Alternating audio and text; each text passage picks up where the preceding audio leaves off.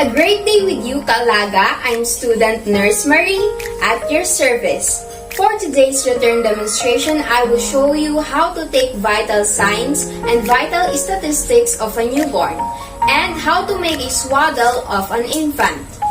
For brief definition, vital signs are also known as cardinal signs. It is the measurement of physiologic functioning, specifically blood pressure, temperature, pulse, and respiration.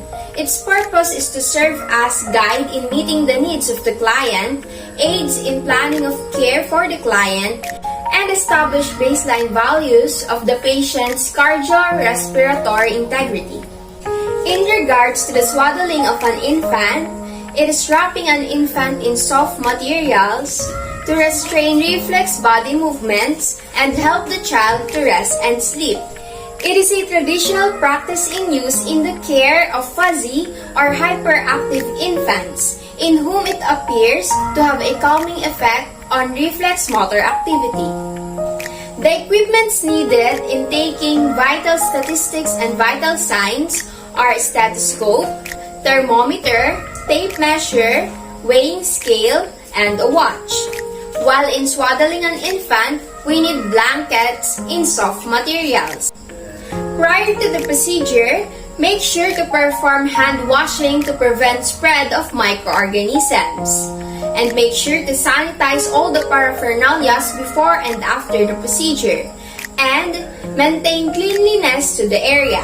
Now let's move forward in taking the profile of a newborn baby, the vital signs and the vital statistics.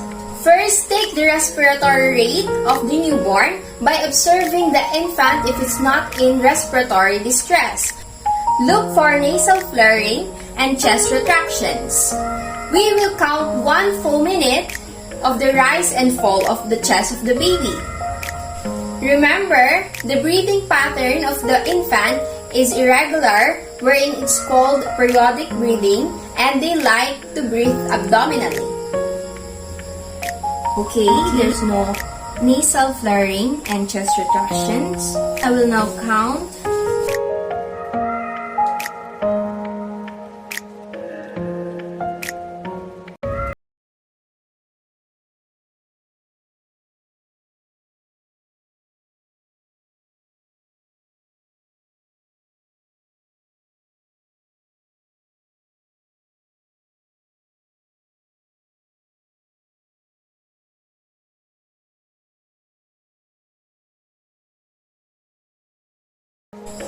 Okay, it's 56 breaths per minute and it's normal. Next is the pulse. Use the bell of the stethoscope. We will use the apical pulse site of the baby. Find the fourth intercostal space. We will count 1 full minute.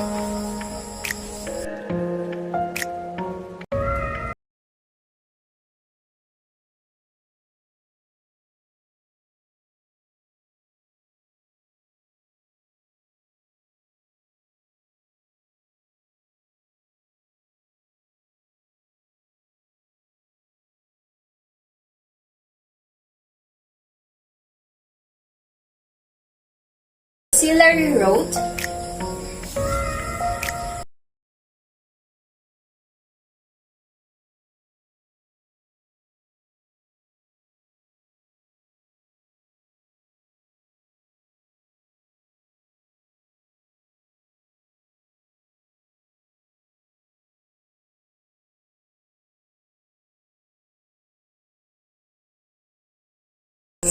it's 36.7 degrees Celsius.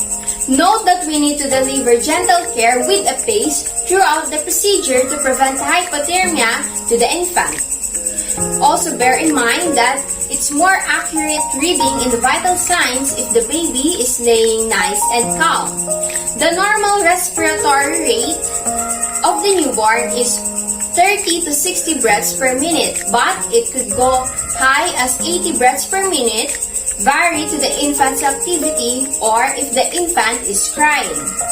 While in the pulse rate, the normal ranges is 120 to 160 beats per minute, but it could go up to 180 beats per minute, depending also if the infant is crying or having an activity. Then the normal temperature is in between in the 97.6 Fahrenheit to 98.6 Fahrenheit. Converting to degrees Celsius, it is 36.5 degrees Celsius to 37.4 degrees Celsius. Next is taking the infant's vital statistics, including its weight, length, head circumference, chest circumference, and the abdominal circumference. To obtain the weight, remove all the clothes of the baby, including the soiled diaper, and it can be replaced by a dry diaper. Place the baby to the weighing scale and hold them to protect the baby from falling to the weighing scale. Okay, it's 3.2 kilograms and it's normal.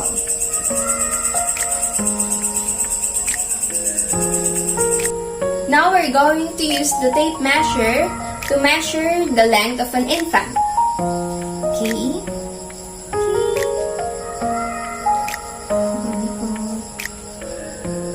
Okay, 47 centimeter. Now to the head circumference. Bilis lang to. Okay, 35 centimeter. Now to the chest circumference. Okay.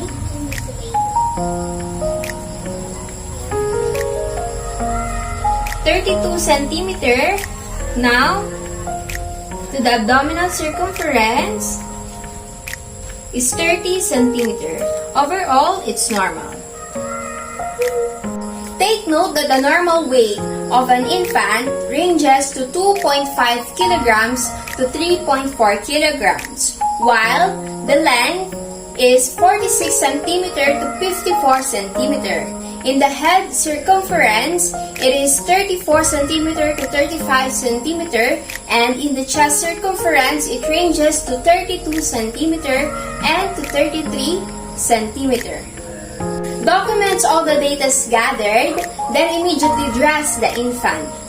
Clean all the necessary equipment and inform the parents the result and the intervention needed in delivering the care to the newborn baby.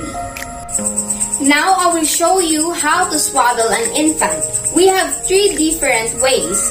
The first one is the double wrap, the second one is the parent wrap, and the third one is the traditional wrap. I will only just show you only one kind of way in swaddling an infant is the parent wrap. Again, aforementioned to the procedure, first we need to perform hand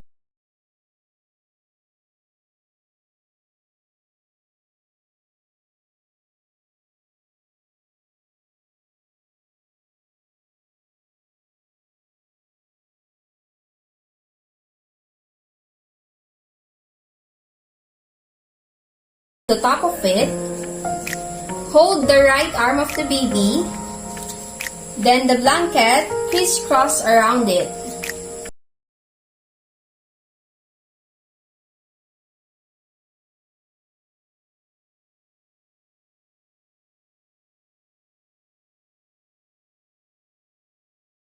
Bottom part, hold it upward,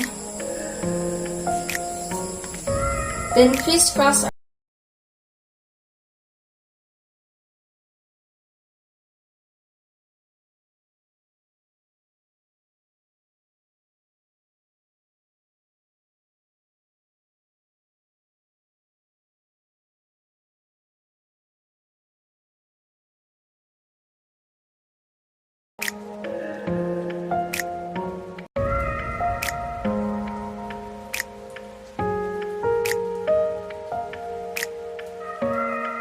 Remember to be soft and gentle in making a swaddle to an infant. Dispose the use or soiled gloves and perform hand washing for infection control. Document all the data observed and evaluate the other needs of a newborn baby. I hope my demonstration is clear. Once again, kaalaga, I'm student nurse Marie, your future registered nurse. See you on duty and keep safe always. Bye!